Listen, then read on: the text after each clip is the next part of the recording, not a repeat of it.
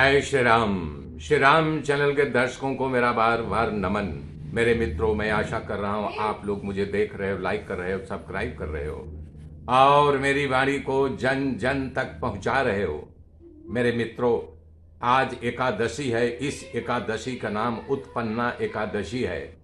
सूत जी कहने लगे, ऋषियों, इस व्रत का वृत्तांत उत्पत्ति प्राचीन काल में भगवान श्री कृष्ण ने युधिष्ठिर से किया था। बता रहे हैं कि वही सब मैं तुमसे कहता हूँ। एक समय युधिष्ठिर ने भगवान कृष्ण ने पूछा कि हे भगवान, इस एकादशी व्रत का क्या विधि है, ये कैसे व्रत किया जाता है, उसका फल क्या प्राप्त होता है, उपवास के दिन जो क्रिया की जाती है, आप कृपा करके मुझसे कहिए। ये वचन सुनकर श्री कृष्ण कहने लगे कि हे युधिष्ठिर, मैं तुमसे इस एकादशी व्रत का महात्म्य कहता हूँ। तुम एकाग्रचित्त होकर के सुनो। सर्वप्रथम हेमंत ऋतु में मार्गशीर्ष कृष्ण एकादशी से इस व्रत का आरंभ करना चाहिए। दशमी को सायंकाल भोजन करने के उपरांत दातुन आदि करके अपने दांत को साफ कर लेना चाहिए। उसमें भोजन का एक कण का भी नहीं रहना चाहिए और अधिक बोले नहीं। एकादशी के दिन प्रातः 4 बजे उठ करके इस व्रत का संकल्प करें। अमुक संवत्सरे सम्मत का नाम ले, मार्गशीर्ष मासे कृष्ण पक्षे पुण्यतिथे, जो एकादशी की तिथि होती है वो पुण्यतिथि है। अमुक वासरे, वासर का नाम ने, अमुक गोत्रे उत्पन्नम, जैसे आप ब्राह्मण हैं तो शर्मा है, वर्मा है, वो सब कह करके कि शर्माहम, अगर ब्राह्मण हैं तो शर्माहम, क्षत्रिय हैं तो वर्माहम और वैश्य हैं तो वैश्यम, शूद्र हो तो दासो अहम कहें। सकल जन्म जन्मांतराजितानि यानी पापानि तेषां शमनार्थम एकादशी व्रतम अहम करिष्ये। इसके पश्चात शौच आदि से निमित्त होकर के नदी, तालाब, बावड़ी या कुएं में जा करके मिट्टी आदि लगा करके इस मंत्र को पढ़ता हुआ अश्वकांते रथकांते विष्णु कांते वसुंधरे उद्धितापि वराहेण कृष्णेन शतबाहुना मृति के हर पापेन्या पूर्व संचिताम त्वया हतेन पापेन गच्छाम परमाम गतिम। इसके बाद शुद्ध जल से स्नान करें। व्रत करने वाला चोर, पाखंडी, पर स्त्रीग्रामी, निंदक, मिथ्याभाषी तथा किसी प्रकार से पाप करने वाले मनुष्य से बात न करे। स्नान के पश्चात धूप, दीप, नैवेद्य और 16 चीजों से भगवान का पूजन करें। पूजन की विधि बता रहे हैं। रात को दीप दान करें। रात्रि में दिया जरूर जलाना चाहिए भगवान के नाम का। करें कर्म भक्ति और श्रद्धा युक्त होकर के करें। रात्रि में सोना, स्त्री गमन आदि न करें। भजन कीर्तन आदि करना चाहिए। संपूर्ण रात्रि भजन कीर्तन आदि करना चाहिए और जो कुछ पहले जाने अनजाने में पाप किया हो उसके शमनार्थ के लिए हाथ जोड़ करके प्रार्थना करना चाहिए कि प्रभु हमारे पापों का क्षय कर दो। करें जो मनुष्य ऊपर लिखी विधि के अनुसार एकादशी का व्रत करने, उन्हें शाखों द्वार तीर्थ में स्नान करने का, भगवान के दर्शन करने का जो फल प्राप्त होता है वो एकादशी व्रत के 16वें भाग के भी समान नहीं है। व्यातिपात के दिन दान देने का लाख गुना था। सूर्य चंद्र ग्रहण में स्नान दान करने से जो फल प्राप्त होता है वही पुण्य एकादशी के दिन व्रत करने से प्राप्त होता है। यशमेघ यज्ञ करने के लिए 100 गुना था। 1 लाख तपस्वियों को 60 वर्ष भोजन कराने से 10 गुना फल की प्राप्ति जो होती है, वही इस एकादशी व्रत के करने से फल की प्राप्ति होती है। 100 ब्रह्मचारियों को भोजन कराने से 1000 गुना पुण्य भूमि दान करने से होता है। उससे 1000 गुना पुण्य कन्यादान का होता है। उससे 10 गुना पुण्य विद्या दान करने से होता है। विद्या दान से 10 गुना पुण्य भूखे के भोजन कराने से होता है। अन्नदान के समान इस संसार में ऐसा कोई कार्य नहीं है जिससे देवता पितर दोनों तृप्त होते हैं, परंतु एकादशी का व्रत का पुण्य सबसे अधिक होता है। 1000 यज्ञों से भी अधिक इसका फल होता है। एकादशी के व्रत का प्रभाव देवताओं को भी दुर्लभ है। रात्रि को भोजन करने वाले को उपवास का आधा फल मिलता है। और दिन में एक बार भोजन करने वाले को उसका आधा फल मिलता है, परंतु निर्जल व्रत रखने वाले महात्मा को देवता भी वर्णन नहीं कर सकते हैं। युधिष्ठिर कहने लगे कि हे भगवान, आपने 1000 यज्ञ, लाख गौ दान को भी एकादशी के बराबर नहीं बताया है। तो मैं ये जानना चाहता हूं युधिष्ठिर के वचन को कि तिथियों से कैसे उत्पन्न हुई थी एकादशी, ये आप विस्तार पूर्वक मुझे कहिए। युधिष्ठिर के वचन को सुनकर भगवान कहने लगे, हे युधिष्ठिर, सतयुग में मुर नामक एक दैत्य उत्पन्न हुआ था जो बड़ा बलवान और भयानक था। उस प्रचंड दैत्य ने इंद्र, आदित्य, वसु, वायु, अग्नि आदि सब देवताओं को पराजित करके भगा दिया। तब इंद्र सहित सब देवताओं भयभीत होकर के शिव जी महाराज से अपने दुख का कारण तथा दैत्य का वृत्तांत कहा और बोले, हे कैलाशपति, मुरु दैत्य से भयभीत होकर के सब देवता मर्त्य लोक में फिर रहे हैं, यानी इस धरती पर, इसको मृत्यु लोक कहा गया है। तब शिव जी कहने लगे, हे देवताओं, तीनों लोकों के स्वामी, भक्तों के दुखों का नाश करने वाले भगवान विष्णु के शरण में जाओ, वो ही तुम्हारे दुखों को दूर कर सकते हैं। शिव जी के ऐसे वचन सुनकर के इंद्रादि सब देवता क्षीर सागर में पहुंचे।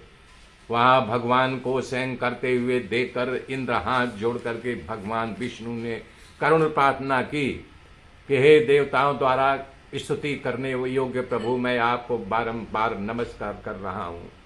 देवताओं की रक्षा करने वाले मधुसूदन, आपको नमस्कार है, आप हमारी रक्षा करो। आपको नमस्कार है, आप हमारी रक्षा करो।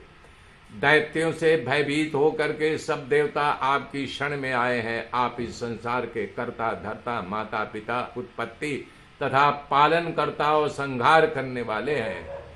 सबको शांति प्रदान करने वाले हैं।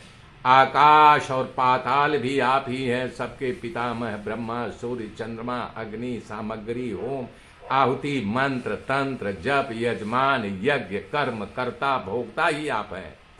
आप सर्वव्यापक हैं। आपके सिवा तीनों लोकों में चर तथा अचर कोई जीव जंतु नहीं है कि जिसका आप उद्धार न किया हो। सब देवता इधर उधर भागे भागे फिर रहे हैं। आप उन दैत्यों से हमारी रक्षा करें, रक्षा करें, कृपा निधान रक्षा करें। इंद्र के ऐसे वचन सुन करके भगवान विष्णु ने कहा, इंद्र, ऐसा मायावी दैत्य कौन है जिससे सब देवताओं को जीत लिया है? उसका क्या नाम है? उसे कितना बल है? किसका आश्रय है? उसका स्थान कहाँ? ये सब मुझसे कहो।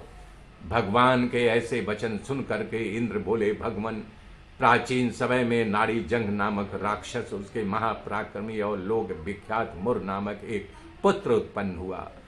उसकी चंद्रावती नाम की नगरी है। उसी ने सब देवताओं को स्वर्ग से निकाल दिया, वहां अपना अधिकार जमा लिया। वो इंद्र, अग्नि, वरुण, यम, वायु, ईश, चंद्रमा, नैतित आप सब स्थान पर अधिकार करके सूर्य बन करके आप ही प्रकाश करता है। स्वयं मेघ बन बैठा है, सबसे अजय है। असुर निकंदन, उस दुष्ट को मार करके देवताओं को अजय बनाइए। इंद्र के ऐसे वचन सुनकर भगवान कहने लगे, देवताओं, मैं शीघ्र ही तुम्हारे शत्रु का संहार करूंगा और चंद्रावती नगरी पर मैं आक्रमण करूंगा, आप चिंता मत करो। इस प्रकार से कह करके भगवान सहित सब देवताओं ने चंद्रावती नगरी की ओर प्रस्थान किया। उस समय दैत्यपति मुरु दैत्य सेना सहित युद्ध भूमि में गरज रहा था। उस बलवान असुर की गर्जना सुन करके सब देवता भय के मारे चारे दिशाओं में भागने लगे।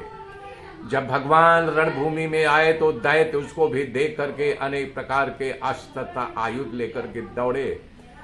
भगवान ने उनको आता देख करके सर्व के समान अपने बाण उसके शरीर को बेध डाला। बहुत से दैत्य उसके हाथों से मारे गए, केवल मुर ही जीवित बचा रहा। अविचल भाव से भगवान के साथ युद्ध करता रहा। भगवान जो 30 बार उसके शरीर मारते थे उसके लिए फूल के समान हो जाते थे। शास्त्रों के प्रहार से उसका शरीर छिन्न भिन्न जरूर हो गया था, परंतु युद्ध करता ही रहा। अब वो आपस में मल्ल युद्ध करने लगा तथा 10,000 तक उसका मल्ल युद्ध होता रहा।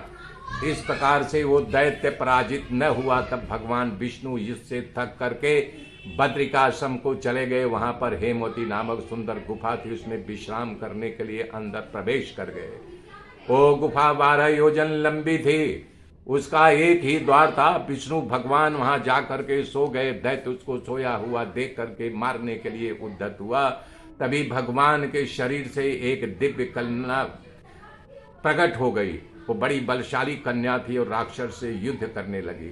उस कन्या के ऐसे भयानक पराक्रम को देखकर दैत्य विचारने लगा कि इस कन्या को किसने बनाया है जो भयानक युद्ध कर रही है। वो ऐसा विचार कर रही थी, उस महादेवी बलवान दैत्य को उसने जो है परास्त कर दिया तथा उसके अस्त्र शस्त्रों को काट करके टुकड़े टुकड़े कर दिए। जब वो दैत्य महान क्रोध करके मल्ल युद्ध करने लगा, परंतु देवी उसको धक्का मार करके मूर्छित कर दिया। तब वो दैत्य मूर्छा से जब जागा तो उस देवी ने उसका सिर काट डाला। इस प्रकार वो दैत्य पृथ्वी पर गिर करके मृत्यु को प्राप्त हुआ। बाकी दैत्य डर के मारे पाताल लोक को भाग गए। जब भगवान विष्णु की निद्रा टूटी तो उन्होंने मूर्त दैत्य के कटे हुए सिर दोनों हाथ जोड़ करके खड़ी हुई एक कन्या को देखा। तब भगवान उस कन्या से पूछने लगे, हे देवी, जिस दैत्य को इंद्र आदि सब देवता भयभीत होकर स्वर्ग से भाग गए थे, उसको किसने मारा है? वो कन्या कहने लगी कि हे भगवान, जब आप निद्रा में थे तो ये दैत्य आपको मारने के लिए उद्यत हुआ। उसी समय आपकी योग माया द्वारा आपके शरीर से मैं उत्पन्न होकर के दैत्य को मार गिराया। इस बात कर सुनकर भगवान कहने लगे, देवी, देवताओं को भय को दूर करने वाली तुमने बहुत साहसी काम किया है, अतः तुम्हारी इच्छा अनुसार वर मांगो।